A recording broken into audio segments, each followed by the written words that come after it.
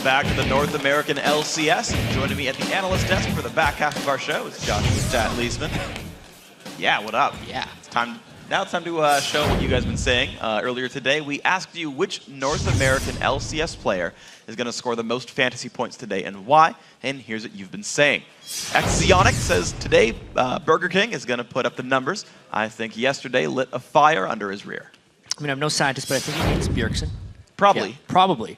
And it's going to be very interesting. Strength of schedule, to me, is shown as the biggest indicator of fantasy success. And Dignitas hasn't really given up many high-point games to enemy mid laners. But, you know, anything can happen. Yeah, we'll see if it goes for him this time. Next up, Michi Unso says Double Lift's performance was awesome yesterday, and today they face EG, so we should get some fantasy league points for sure.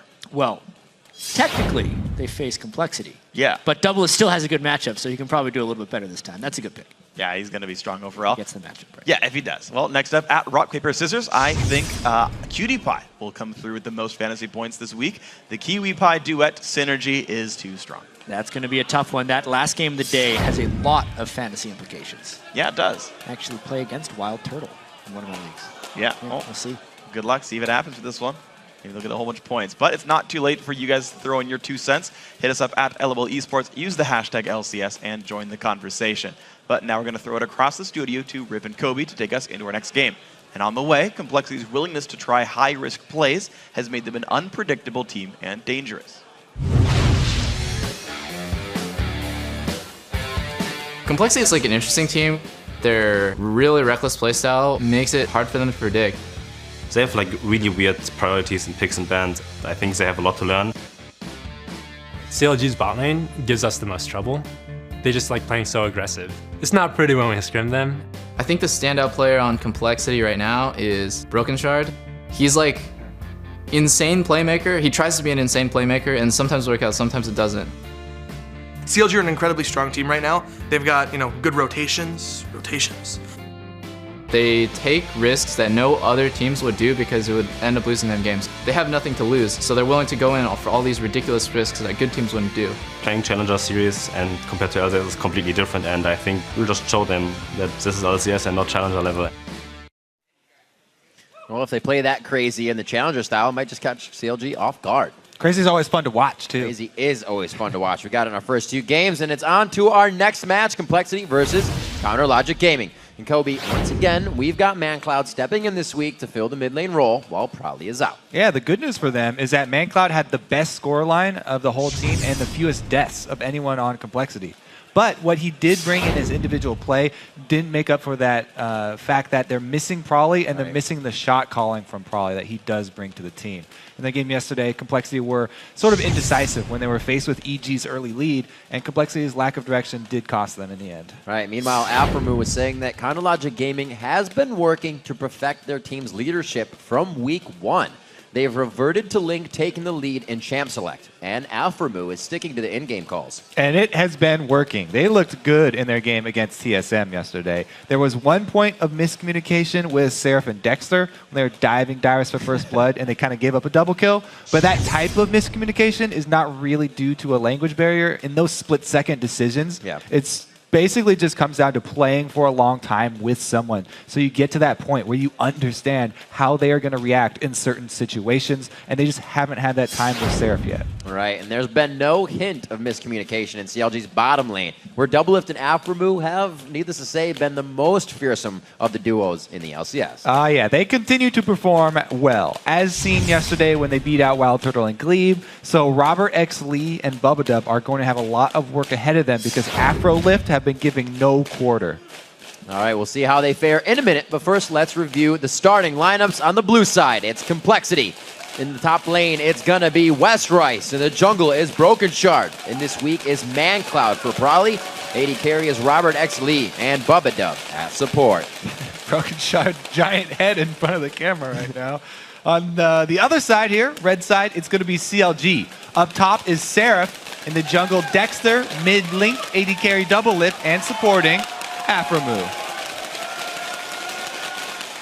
Talking a little bit about calls, how things went. Maybe Link's time with Cloud9 kind of gave him a little bit of formula of how to use better in-game strategy calls, kind of zero it down to one person instead of multiple. His time with Cloud9 and his time touching Faker also seems to have helped him out a lot. He's been performing really well since he came back from All-Stars. That's a true on statement. multiple different champions, Orianna as well as Nidalee. I think there might be one of those banned this time out. Maybe the Orianna, maybe not. It's not really a champion that we see on the ban list, but the ball delivery is a very scary thing. And Chronologic Gaming has the rights to use it. It's going to be Shyvana actually banned out here. They do not want Seraph to get that. They may feel like Seraph is actually a weak point. He has shown strength from the first week to now, but he's still not at a point where he's going to carry the game for CLG. He did perform okay on that Renekton with Teleport last time around, and CLG have been working with him to improve their early game as well as his champion pool. So we'll have to see if that comes into play here, because when he first came over, it was pretty much all about Shyvana. He has dipped into the Aurelia, but it hasn't been as impressive. AD Carry's getting a little bit focused out here, and Lucian is the first one. We saw towards the end of the split that Doublelift and Aphromoo would pick up Lucian and Thresh, even after Doublelift stated many times that Lucian probably wasn't an AD carry that he'd play at the beginning of the split. Now it's one of those top AD carries. Eve getting banned out as well. Been seeing quite a bit of her from the likes of the junglers in the NA LCS, as the bans are going a little bit slower than our games today. Yeah, the big jungler left up here, as you know, they answer the Lee Sin ban with an Evelynn ban, is that Elise. Both these junglers really do like that champion, and with 2 bans spent on that position already, that might be a contested very early pick here for these guys. Yasuo. Brokenshard does love that Jarvan. Maybe Snoopy opened the window for him. He'll bring it back out. We'll see Westrice getting a pick in here. Like you said, the Elise is open. Last time, they picked up for ManCloud, I believe, to make it safe. No, I'm wrong. They did not. They left for ManCloud. But he was a focus during the game. Really hurt his Nidalee play. He tried to go for poke. Most of the team kind of forming around him last time. So they're taking ManCloud's play as a sub into consideration and almost building around him. Yeah, they could very well go back to the Nidalee. It's always good to take away Nidalee from CLG. That was Link's original champion, Seraph as well, actually. But I would expect Complexity to go more early game oriented. Looks like they will not, and they're going to go with that poke. So it is going to be up to Brokenshard, because Nidalee really thrives when you get an early lead. If she can get to the point where even just in Athene's and Holy Grail, if you have control of blue buffs, she can start sieging up and throwing spears pretty much as soon as she gets a single item. Something to lock down those long-range pokers. Thresh is still alive. I'd be very surprised to see that go through the hands of Aphromoo. Could be the Morgana, though. Still very good pickup. Has been getting a lot more play on the support scene, and it will be locked in. So CLG is kind of shying away from their wheelhouse picks here. It's really the interesting thing to me here is a first pick Nidalee. You're thinking, oh wow, you're gonna need some hard engage to get that to that Nidalee. You're also gonna need maybe a very strong jungler to go for counter jungling, try and take advantage of Nidalee's weak early lane phase.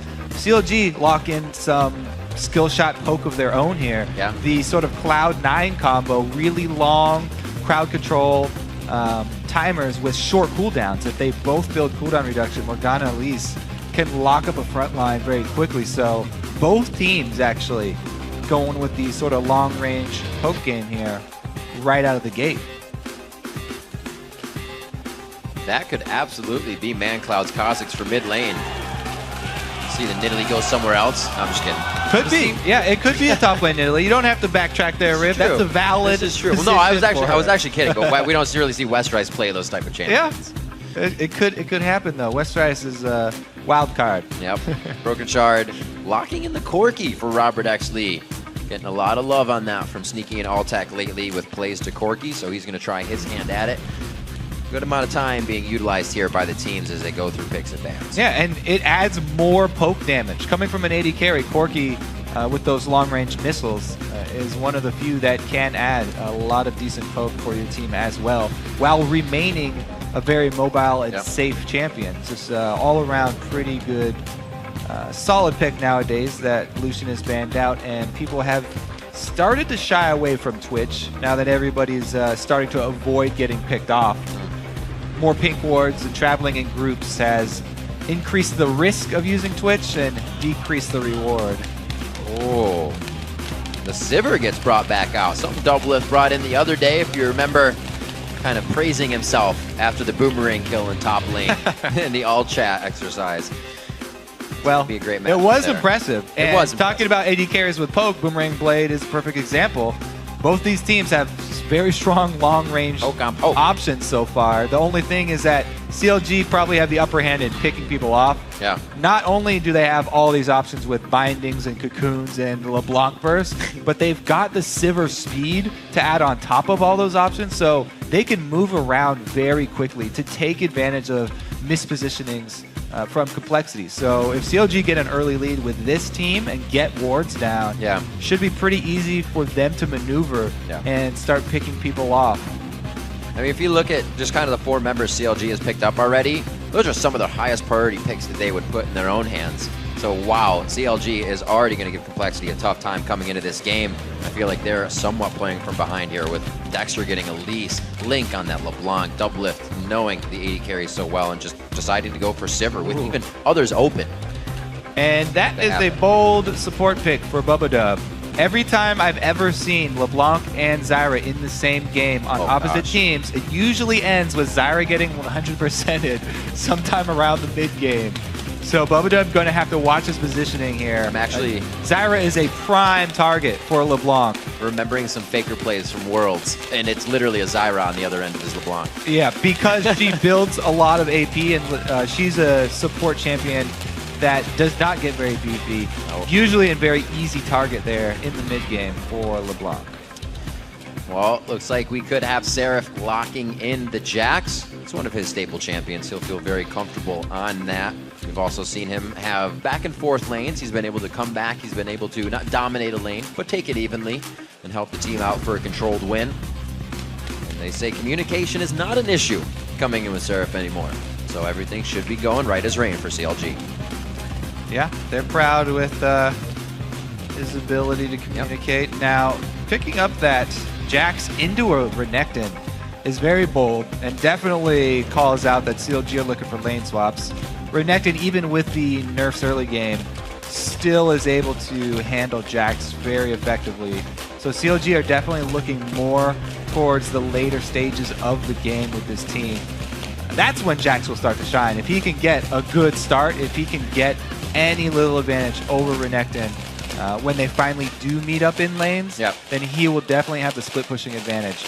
It's up to Complexity to go for that early game. We may get to see, as they were talking about, early game aggression, crazy plays from Broken Shard specifically. Would love to. Before the game gets underway, let's see how you've been voting over at LOLesports.com, where CLG leads Complexity with 88%.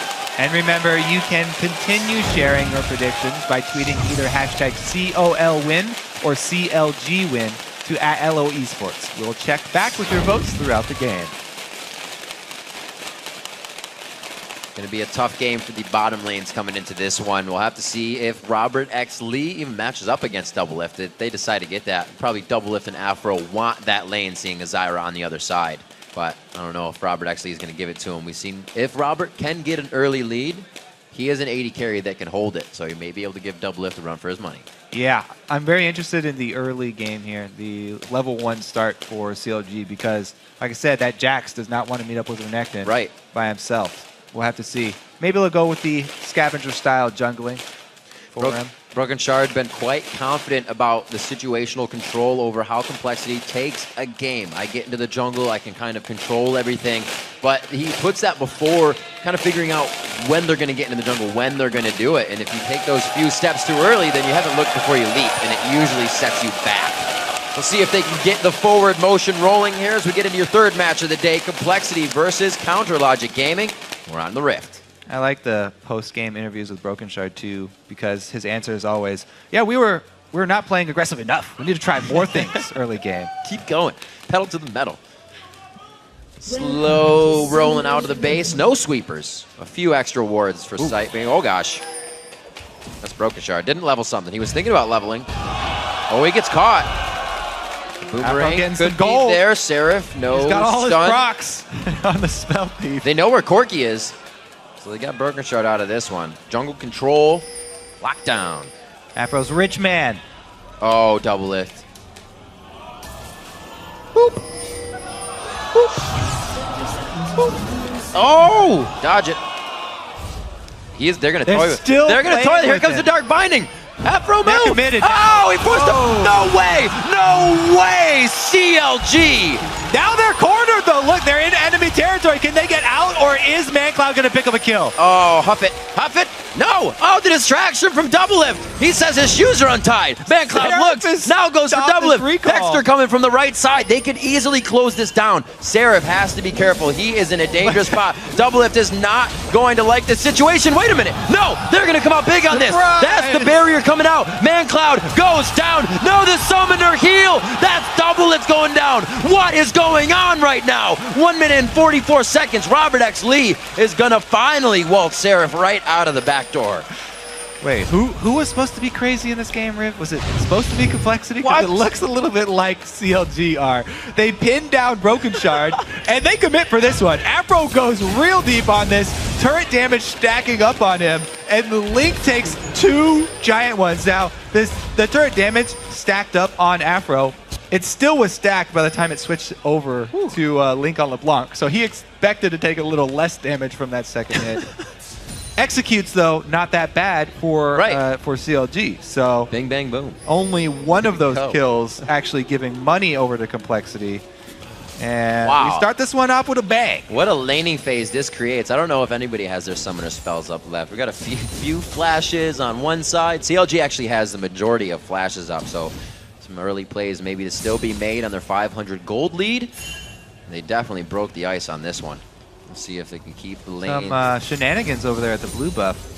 Looks like Bubba Dub was trying to interrupt Dexter, but they just scared him off. Everything's fine. He's got his double buffs, and Seraph actually going to let him get that level 3 spike without sharing experience. It's something we did see in the last game too, letting the junglers hit that level by standing a little bit further away so they can get an extra spell and increase the duo's jungling speed. Go for an early gank here. Pings come out though. Good ward. Yeah, very good ward. ManCloud hovering the top side of the mid lane. Ooh, wasted time here. The clock is ticking. And this is not just jungler wasted time. This is 2 members of CLG. Broken Shard tags him there now. Oh, win on that ward. Westrice coming out on top. We got a smirk on him. Oh, wow. Bubba Dub with the roam here. We're going to see what has to happen. Looks like they should be able to get out safe. Dexter using the last minion he sees to get himself in a safe repel, but they're drawing out of lane here. This is experience. Afromoo and Double Lift are grabbing. That was a roam by Bubba Dub. See what happens here as these lanes are getting kind of strung out. Yeah, I don't know if I agree with that tag. If they're waiting there, looking for a gank, and you have vision of them, it's usually best to just let them wait there and see how much of their time you can waste. That's a good point. There's not much, not much real damage he was going to get with that harass, and they could have just kept on jungling, trying to increase their lead a little bit. But all comes out even so far. Some ferocious wolves. Westrice keeping himself alive. Call the Meek with a little bit of heal. You can see ManCloud having a bit of trouble farming in that mid lane as he gets pushed up to his turret. About a 10 CS lead as Broken Shard is looking to relieve that pressure. They want to be able to get ManCloud going in this game. And there's the distortion used. They couldn't have asked for more. Link is on the right side to make the walkout here. Broken Shard with red buff. It looks like they're just going to waltz this one out. Ooh. Good movement by Link. Yeah, he actually gets a good summoner spell trade there. Ignite 4 barrier, even with the gank from Broken Shard.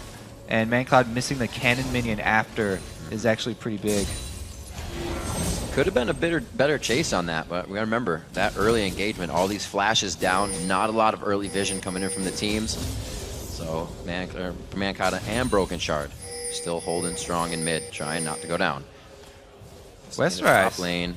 Now, I talk about the scavenging style top laners nowadays. It's not just in the jungle. If you can get to your turret and just pick up experience from the minions that are close, then it's a pretty big win. But it's very dangerous. Westrice here. There's one slice. Nice. Pretty good escape. Just wait for him to get as close as you can and make your move. Turret damage to come in, as well as denial of all of this experience. Moving into the jungle is going to be Dexter and Doublelift trying to keep it safe on the white. And it looks like Complexity still, Bubba roaming around. They're putting a lot on stopping just the simple invades from CLG. I'd like the call from CLG to come get West Rice out from under the turret so that he's not able to gain that experience. They zoned him off for another wave there. But Complexity now backing him up with extra support here as Bubba continues to roam. Altec, or Robert X. Lee has been all by himself down in that bottom lane. This is going to be big, especially if Bubba keeps being this far away from everything. Level 6 for Zyra is huge, especially objective control. And once Aframu and the rest of the team hit that, they're going to be well off in a fight over Complexity. Broken Shard backing, he'll get himself some regular items to get himself back in the game. Just picking up a stone. ManCloud trying to put pressure on in mid to the level 6s. You can see Bubba just in the end, level 3. And talking about picking up experience at turrets, Seraph actually gets to the bottom turret just in time for CLG. That wave that Altec has been nurturing down there just crashes into the turret. So this is going to be some much needed experience for Seraph to actually catch up. Since West Rice got the first kill, as well as just being Renekton, Seraph does not want to meet up with him anytime soon. And he needs all the help he can get. And then look, oh, I was going to say, look at Seraph and how much control they just allow him to have, but look at West Rice, he's almost going down. Doublelift, not too much vision past the turret. Whoa, going in strong, puts on the spell shield and the black shield. Gets out safely, very good combination to keep themselves alive. It's also still got flash and heal, so they might be able to bait here. Broken Shard actually just backs off though. I was saying in the bottom lane just before they engage, they haven't really given much to Seraph. Dexter's not worried about going down there. He's fine against Corki, and that's almost been, you know, from game to game. Seraph does his own thing, and then CLG calls on him when they need. And the regular blue buff respawn there for both guys is actually pretty good for Complexity. They really want to be able to control the next one as well. So we'll be looking at that 5 minutes into the future for third spawn of blue buffs. Because that's when it would be up to Dexter and Link to really make their move. LeBlanc and Elise combo. It's one of the best combos at going for those blue buff respawn cutoff ganks where you try and intercept the enemy mid laner. If they get the vision control around your blue buff, then it's very dangerous for you to try and go into that combo. Playing it safe still. Link, a little frustrated that he can't finalize these kills. ManCloud's playing it safe. Well, that's exactly what you want to do. Back and forth, just to pepper him off with his minions. Trying to stay in range of the CS experience with Seraph in a very tricky situation here. He's got good ward behind him, which allows him to stay here for now. Robert actually at 74. Looking at Doublelift 73, so not too much of a difference between the AD carries. And a lot of these teams have been making this adaptation to send their support part of the time to help out the top laner rather than the AD carry. Once the AD carry gets a significant amount of farm in the early game, just leaving them at a turret to freeze it. Doublelift has complete control of the wave up in top lane, so he can keep it in a safe spot. And that allows Aframu to freely roam and create plays here. He might get himself into trouble, though, as Broken Shard looks to defend his pink ward. Good call there. Ethereal Chain getting the lockdown. Number 2. Early Chalice from ManCloud, stopping a good amount of that damage. But Link also hasn't really put any ability power under his belt either. Just harassing with the blue buff for now. ManCloud working the Fog of War on the outside. Both teams giving a good amount of respect to each other here. CLG only the 900 gold lead. They're not really trying to activate too much with it. Complexity, however, here goes the Dragon attempt. Well, a lot of that gold lead and the experience lead that CLG have right now are coming from that top lane where Doublelift was freezing it. So Complexity make the correct decision to try and force something, make Doublelift unfreeze the lane in response to that dragon. And West Rice looks to capitalize here. He's probably going to get at least a summoner out of Doublelift. Maybe. Slice of dice to come up. Dominus is still on. He decides not to go as he's about to lose his ultimate as well. Doublelift makes it out alive. But look how calm, cool, and collected he was. He's like, assess the situation, calculated, and I'm actually going to stay to farm. Not even scared of the dive from West Rice. But West Rice, he's coming back now. Got to remember there's a spell shield onto him. Yeah, he's not going to decide to go hard under the turret. The greed is clean with this one. 2-1, 11 minutes in. Still just the farm fest in the mid lane, the farm fest to the bottom lane. We did see that Robert X. Lee was able to wholly take down Cloud9, but that was after a very big advantage in the bottom lane. When he's not given that, Doublelift's really able to take advantage there. We talked about Doublelift and Afromu, one of the best duos out there. Doublelift is feeling pretty good about his situation right now because he got alone time up in that top lane. Yeah. CLG basically traded focused farm on him, and he did end up getting the turret, so even that global gold of Dragon balanced out there. Really the difference is that he has a completed Bloodthirster because of the focused gold onto him, rather than Robert X. Lee with just the pieces of Bloodthirster. There's a good dodge on the Counter-Strike, but that's still, Grandmaster is on, forcing the flash. They're getting everything they want. Action across the map, now down to the other side. Bump it up, taking a quick Phosphorus in the early damage. Usually the only time you go straight for the support on the engage. Zyra's going down fast. And that skirmish up in the top lane, something that I really like that Crumbs has been doing is the flash cocoons. Oh, Whoa, wow, finding it. Boomerang, not enough! It wasn't calculated that time. Gets the heal out. Yep. Uh-oh, diving in. This should be a pretty good escape. You got the slow on the first part of it, and they're not able to get enough consecutive crowd control down after that. The turret's low. It looks like they're going to lose it here, but they'll see what they can do. West Rice is down for 11 more seconds. No dragging up for any time soon, so the map is just kind of clearing out now. Nice little fights in both top and bottom lane. Let's take a look at what happened to West Rice, old buddy up here. See how Seraph is progressing, because flashing in for the stun, okay. So they burned his splash and just a repeat gank. Good call from Dexter. A good setup as well from Seraph. Top lane jungler combo there, taking advantage of West Rice having no turret and no vision.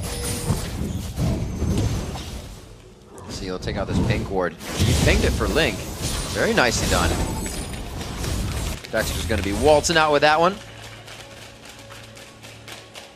And that's the control. Dexter said once he can make it in, he's going to be able to control the game. Very definitive player that he has that list he wants to check off and make things happen. You know, CLG isn't a team to allow you to come. Yeah, I mean, we talked about Dexter with the plans that he comes into with the games. His AD carry Doublelift was already in a very good situation because Doublelift got a lane up there to farm, so he was going to be fine down bottom. Really only question was this scaling Jax. They wanted to get him going. There's a big empower shot right there, waiting on the cooldowns. If Seraph turns around, they could easily take down West Rice, but never mind. Nidalee coming in, ManCloud from the side, much needed kill. I was gonna say kills, but they only get one there. The shutdown. Great roam from Complexity. They do need to get some turret damage or something though, because right now they've got, again, Doublelift farming a lane deep in his own territory, and mid lane is being shoved by Link, trying to punish ManCloud for that roam. He just barely gets into the turret though. Whoa, Dexter! Gotta be careful. He still has the repel left. West Rice is going in hard. He's drawing it. They've done this more than once, falsely getting them into where they want. West Rice with a nice dodge, but that's the dark binding and cocoon combination that has been so much loved by teams. More! Very He's got close. the slow though. He hit the slow. No flash up. Can he hit it? It's the Q. It's a fairly long-range, slow-moving projectile. Broken Shard using the rear view mirrors to stay safe. Good juke. Nice spear from ManCloud. They might actually be the ones to come out ahead on turrets with this exchange. ManCloud, uh-oh. This could actually be really bad. He could go down here. Very safe play.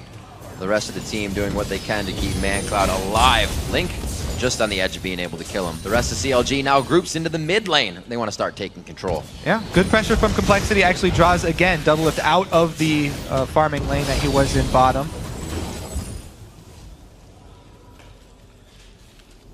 Moving back, slowing things down.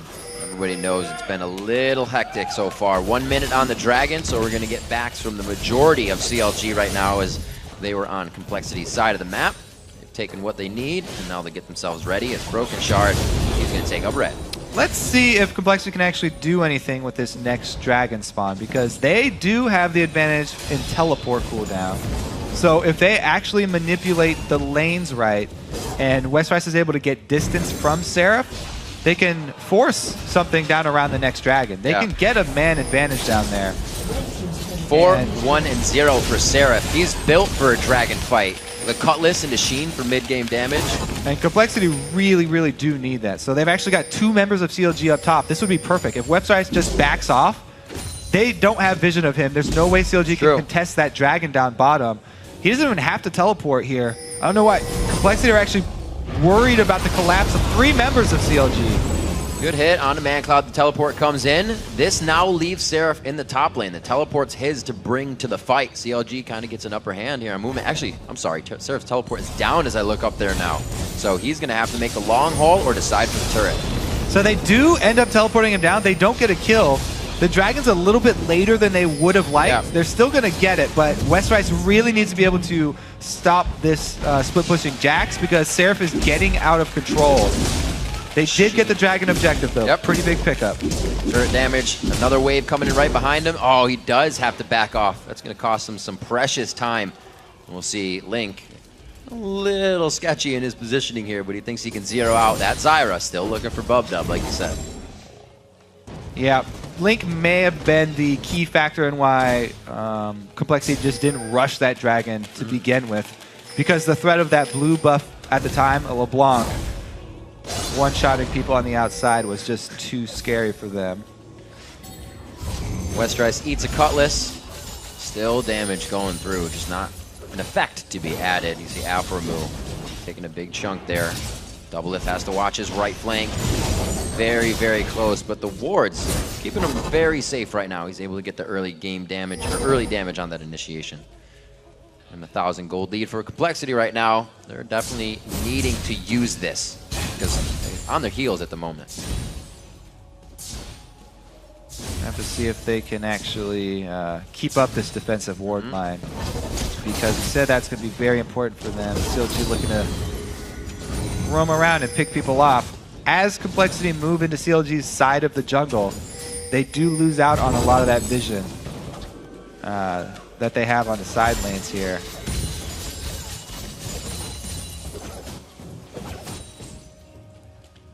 Still have to remember at the beginning of the game we mentioned Moose taking a bit more control in Champ Select. Link a bit more control on the in-game calls. Well, right now that's kind of the split, and just try to spread Complexity out thin as CLG gains control of the map. So they're doing right now, not only are they split pushing Jax, but also using LeBlanc's assassination power to scare people away from that lane.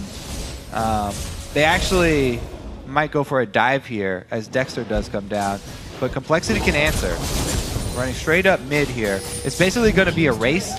2 side lanes split pushing for CLG, and Complexity putting all of their eggs in the middle right here. It's a game of chicken. I feel like CLG are actually going to get the better of this since they had 2 side lanes pushing at once. See if Doublelift and Alphamu actually can't really get themselves towards the turret. They've been pushed off. I figured the Boomerang Blade and Tormented Soya would keep that alive. Seraph still doing work here on the top turret. He will take down the second tier himself, and the second tier in the bottom lane goes down. That is huge to be opened up right now. They don't want to let him out either. Seraph teleports in. It's going to be right in the middle. Not really finding too much of a pinch here. It looks like Robert actually is going to be able to stay safe. It's all about who's on his left side. Sivir ulti is up. Does he want to pop the mobility? Just barely they get out of CLG's pincer. It's happened quite a few times where both teams have just kind of stared each other face to face and then backed off of the situation because they realized no one has the upper hand. They figured each other out, and it would almost be a complete double ace to fight these. Very close on the gold still. CLG's pulled back the lead in their favor, seeing Link not do that. Sun was in his eyes. He's going to continue to try now at the mid. CLG still getting some damage on the turret. A very nice disengage on the Stranglethorn. The heal goes off as well as the speed. Woo! Very close. Can't even see the health bar of Seraph right now. Dexter, though, he's in trouble. Oh, wait a minute.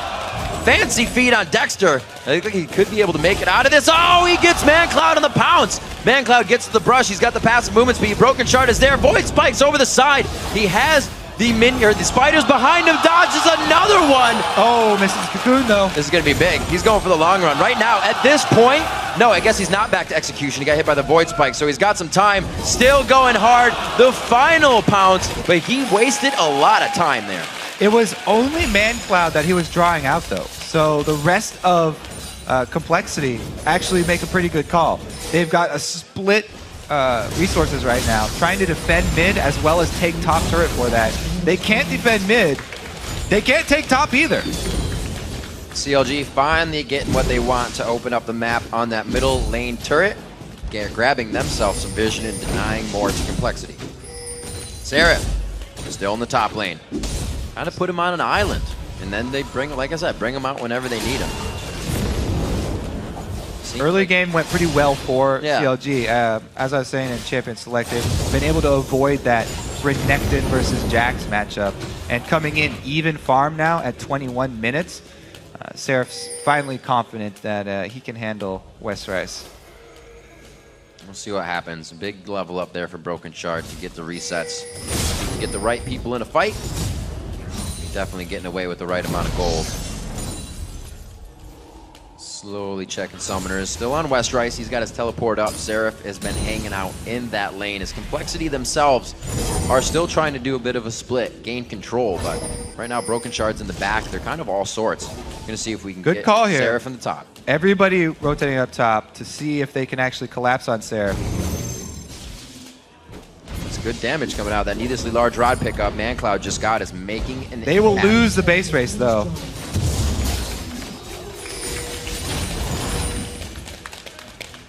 That on the hunt also speeds up your minions, so you gotta be careful. Get them up to the turret faster as well. There's the Q coming out. Boomerang! Afro move! They can follow this. The entire team was ready. Complexity on the same page in a split-second flash from Afro move over the wall to Dark Binding. Broken Shard looks to get hit. The Hex Drinker.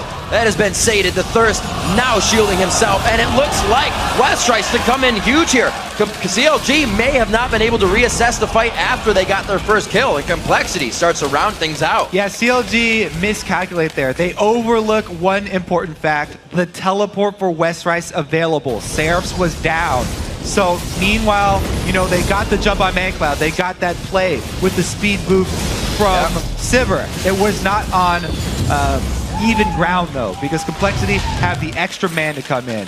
West Rice teleports in, saves the day for his team. Oh. You can't immediately reactivate the stun from Counter-Strike. So West Rice joining this party makes it go all downhill for CLG. Crocodile comes in to clean up, and Broken Shard barely dodging that binding because West Rice is such a large crocodilio. Broken Shard also kissing his Hex Drinker, keeping him alive from the burst of Link and really initiating the rest of that fight with the power of everyone to keep running through. Complexity looking strong here as they start to stave off the pressure CLG puts on. They're second tier down in mid, so Complexity has the shortest lane to the base cleared out right now. What you got to remember, CLG has the outside lanes, and that's how CLG works in their rotations. They can really work the map. West Rice putting pressure in the top lane. Pings go to the middle. They actually don't want to try anything here. They want to be ready. They think CLG feels like they have the upper hand, and they're going to give them some room. See how much pressure they try to put on. Oh, Link just on the outside of that grasping root. That was so close. Both teams fighting over vision now inside of CLG's jungle. The battlefield has turned right now. Blue buff Smite Fight does go to Complexity. Smoted nicely.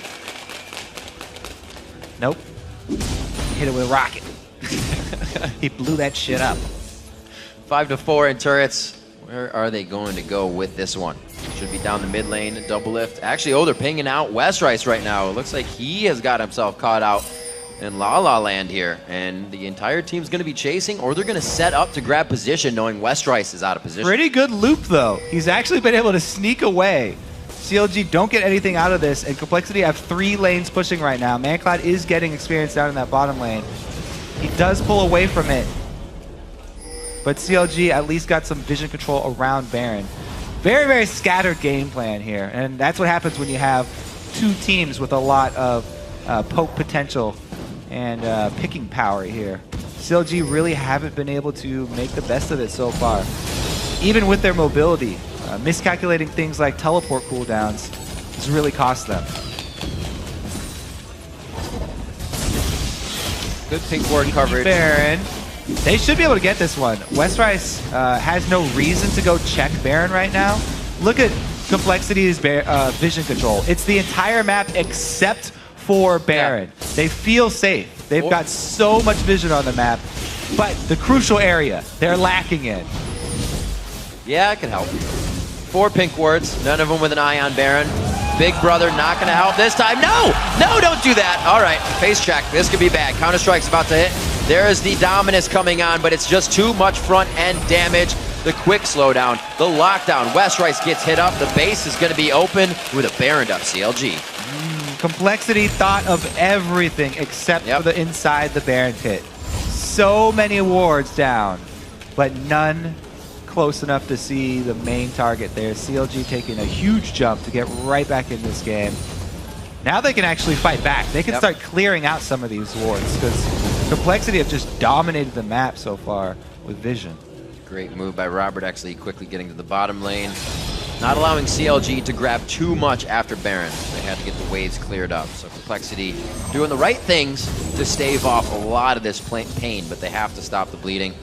CLG now getting the gold back in their favor with the objectives. 2 minutes on Dragon. Looks like Complexity's going with the power in numbers right now as they keep grouping up.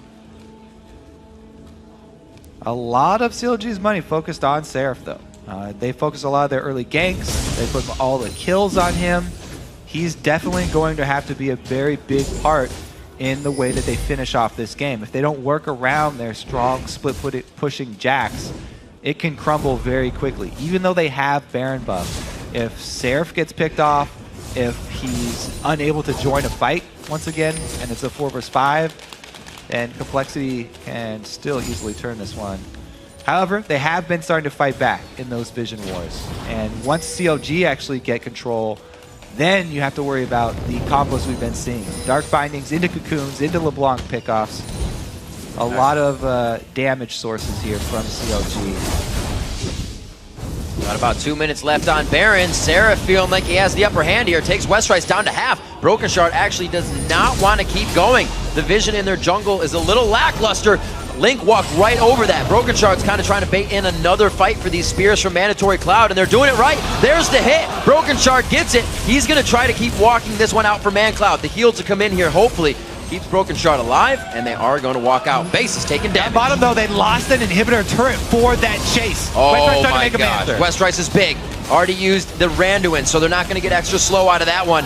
The damage is coming in. Double It puts himself right near the front of the fight. Aframu with the Soul Shackle does not lock anybody down. Stays alive. The last hit, it comes from Dexter as he gets into the base. Another one from Double Lip, and the inhibitor is going to go down after this fight. All of this stemming from a top lane engage. And we see the magnificent control that a Morgana and Elise combo gives you. Yep. When you add to that Sivir ultimate for speed, it's just a worst nightmare for Renekton. Broken Shard getting hit up again, one after the other in the consecutive crowd control. Seraph teleporting in, 5-2-0, finally joins his team for the first time after just doing his own thing, getting a little help here and there, but playing spectacularly. They go ahead and try to finish Man Cloud. It's going to be a 29-minute game. CLG is on the Nexus. They're going to take down Complexity for the win.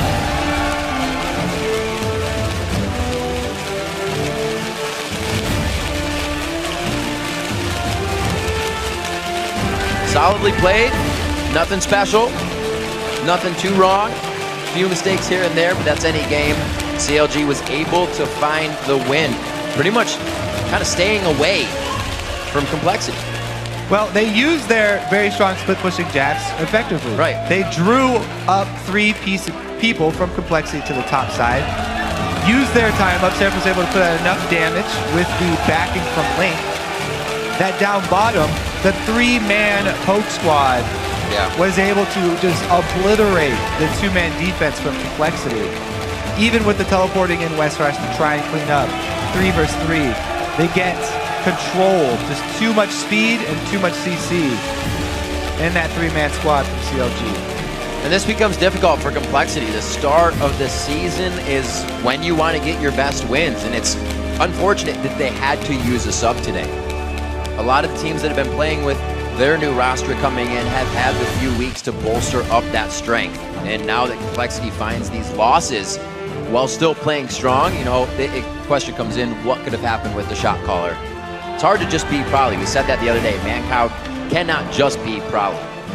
It was a better showing from Complexity today. Right. They definitely had a lot of strong moves in this game. But yeah, you're right. They definitely did hurt not having Prowly around. Strong play, still seeing that the bottom lane of Complexity can still put up some numbers. Great play coming in from Doublelift here, and a good call out to Seraph on this game. Playing very strong, pulling a lot of focus to the top lane, but also keeping it so he didn't really get that much attention after he was fed. He somehow just kind of disappeared from the map, and then we saw him there at the end when he killed the top turret and then the Nexus. Well, CLG put a lot of their resources deliberately into game. Jax, into Seraph, to get him to this point. So, a well-executed plan. Strong play versus West Rice. Knowing that they could kind of take him out as somebody that Complexity would leave alone, that Broken Shard couldn't really help if there was the gank, like you said, continuously going after him.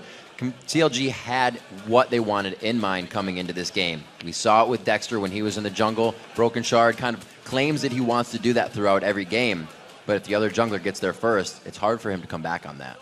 Yeah, we did see it there, losing control for a little bit. But it was really mainly that Baron play. Sneaky CLG, two-man Baron squad. Yeah. And Complexity had so much of the map covered in wards. It was a really bold move by them to pull that off, and they actually got through the small avenue that was unseen from CLG.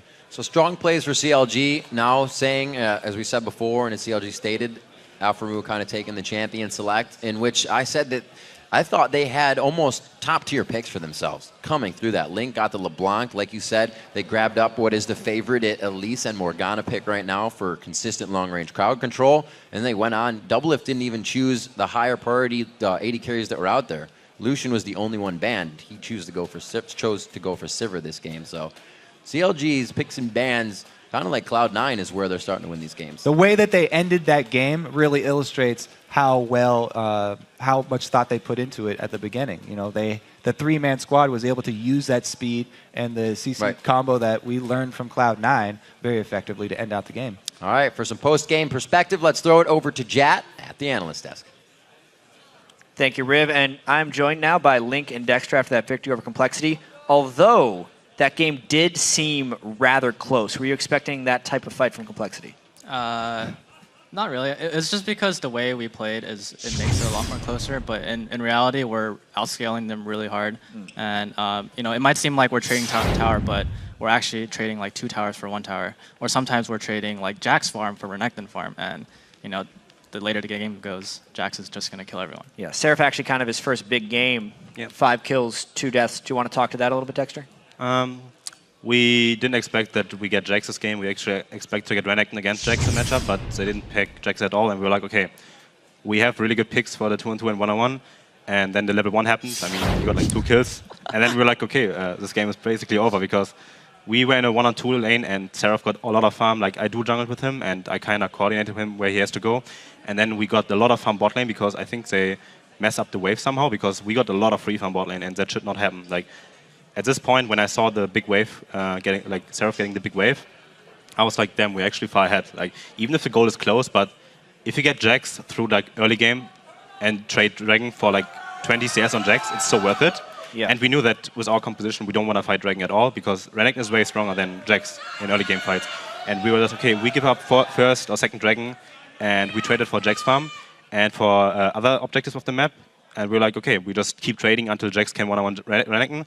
And when he finally could 1-on-1 Renekton, we were like, okay, we just play 1-1-3.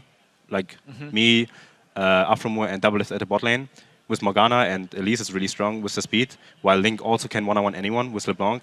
And yeah, that was, I mean, even if the goal is close, there's no way that they could beat the 1-1-3 because if you're ever in a position where you get 1-3-1, basically, the game is over. Like, if you have 2 solo lanes that are stronger than the opponents and they can't deal with it, the game is over.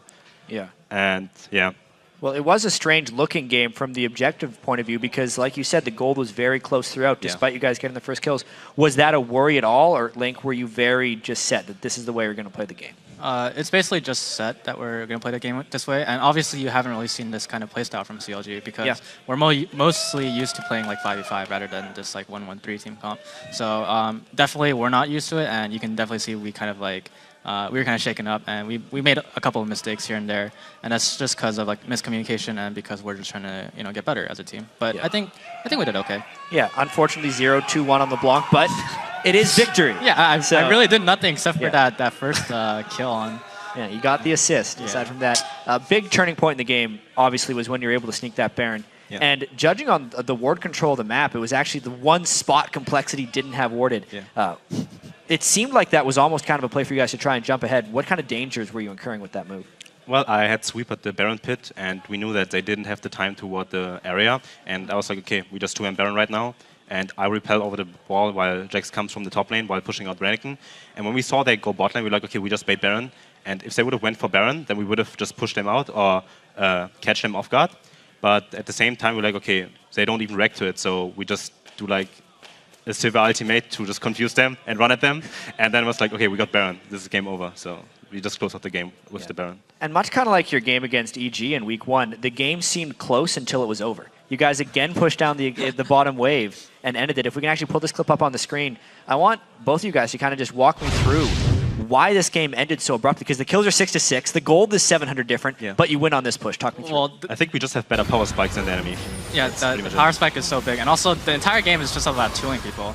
And I'm literally trying to 1v2 top lane and stopping them from recalling, and we know that the 3-man bottom is just way stronger than the 3-man bottom. Yep. So, and we also have Baron buffs, so that's like, it might not say it in terms of gold, but Baron gives you so much power, and because of that, we're able to win. And then, Jax died a bit earlier in the team fight top lane, or because he was like 1v2ing, and then he just TPs back in, and because of that, we're able to just pull through. And Dexter, you're probably making a lot of the calls for this 3-man squad down here. What are you saying to the team right now?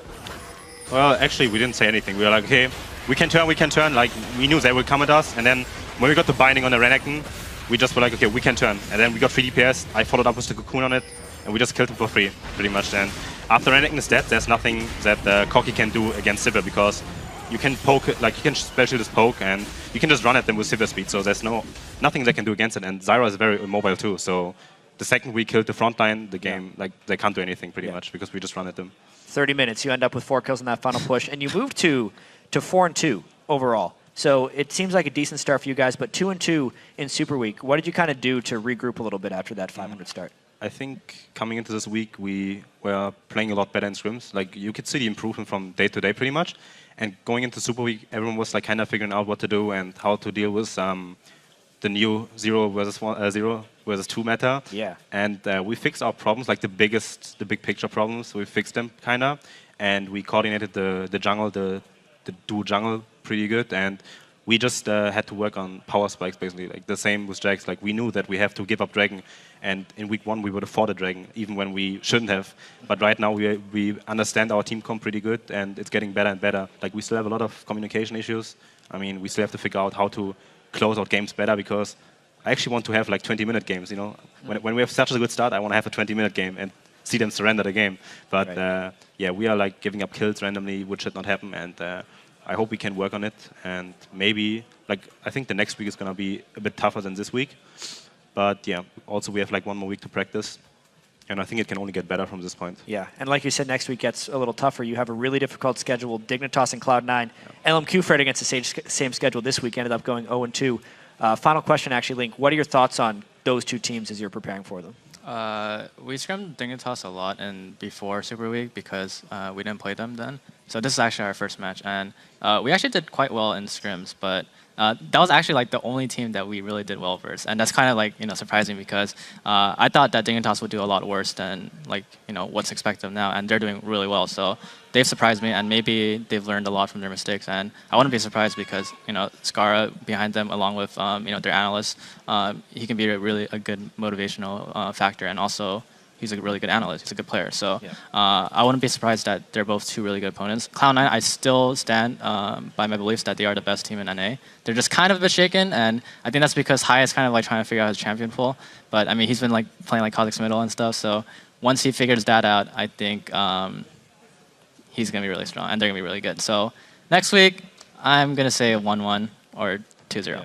Well, it's going to be a really interesting week nonetheless because a lot of top NA teams are playing against each other. Thank you very much, Dexter Link. Congratulations again on your 2-0. But we have to take one last break. When we come back, it's our final LCS game. Dignitas versus Team Soamid. Then we'll dive into our second North American Challenger Series quarterfinal, Team LOL Pro versus Area of Effect. There's plenty more league action coming up. Peter, who's your favorite support? Bad Life. I'm done here. Bad I'm Life. just kidding. No, it's you, baby. Okay, of course it's Life. you. Wow, a little hesitation there. They're going to toy with it. They're going to toy with it. Here comes the dark binding. Afro move. Oh, he forced him. No way. No way. Doublelift is not going to like this situation. Wait a minute. No, they're going to come out big on this. That's the barrier coming out. Man Cloud goes down. No, the summoner heal. That's Doublelift going down. What is going on right now? Get them up to the turret faster as well. There's the cube coming out. Boomerang. Afro move. They can follow this. The entire team was ready. Afro move with the Soul Shackle does not lock anybody down. Stays alive. The last hit, it comes from Dexter as he gets into the base. Another one from Doublelift.